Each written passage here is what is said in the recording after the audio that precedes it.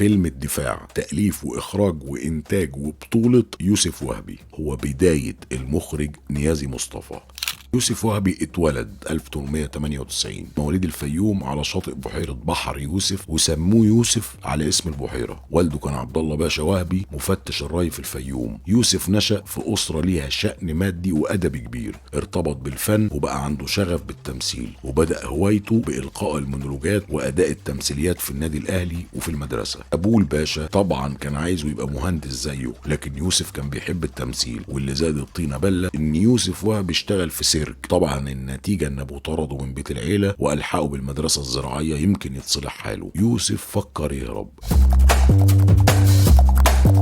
كان وقتها صديق عمره محمد كريم اللي سافر يتعلم الإخراج في أوروبا قاعد في إيطاليا، واتكلمنا عنه عن علاقة الصداقة بينه وما بين يوسف وهبي في حلقة 18. اتصل بيه كريم من إيطاليا وقال له تعالى. هرب يوسف على إيطاليا يتعلم مسرح، وغير اسمه الرمسيس، وما رجعش مصر إلا بعد ما توفى والده الباشا اللي ساب له هو وإخواته ثروة كبيرة.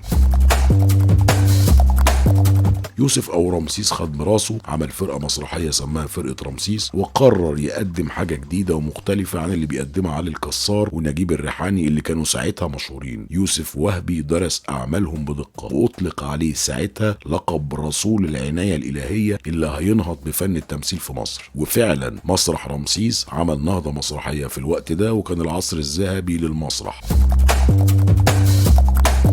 دخل مجال السينما لما صديقه محمد كريم رجع من اوروبا بمشروع فيلم زينب، اللي حاول يدور له على منتج، وفي النهايه راح لصديقه يوسف وهبي اللي اقتنع وقرر يدخل مجال السينما بانتاج اول فيلم ليه. كان فيلم زينب صامت سنه 30 اللي اخرجه محمد كريم في اول عمل ليه، وما مثلش فيه يوسف وهبي، اتكلمنا عنه في حلقه 19. وكان تاني فيلم من انتاج يوسف وهبي برضه مع صديقه المخرج محمد كريم، فيلم اولاد الزوات، المقتبس عن مسرحيه كتبها يوسف وهبي للمسرح بنفس الاسم، وطلع اول فيلم روائي طويل ناطق في السينما المصريه، فيلم اولاد الزوات سنه 32. الفيلم ده كان اول بطوله ليوسف وهبي وامينه رزق، اتكلمنا عنه في حلقه 26.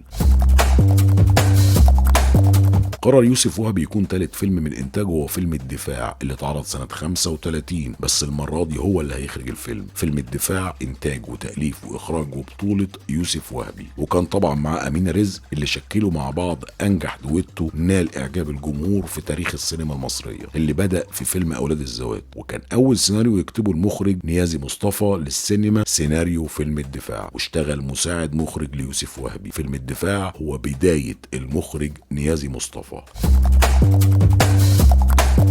قصة الفيلم: جلال باشا المحامي الشهير بيقع في حب فتحية الرقاصة. عباس عاشقها بيغير عليها وبيطلب منها تبعد عن جلال باشا، وبيعرض عليها الجواز وهي بترفض. عباس بيهدد فتحية الرقاصة انه هيقتلها. في اللحظة دي جلال بيخش مناقشة حادة، بتطلع رصاصة بتصيب فتحية الرقاصة اللي بتموت. جلال باشا بيهرب وبيتقبض على عباس. والده بيطلب يدافع عنه عشان يبرئه لكن بيفشل. ضميره بيصحى وبيعترف بجريمته وبيصاب بالجنون وبينقلوه المستشفى، واثناء الشرطة بتطرده وبتموته.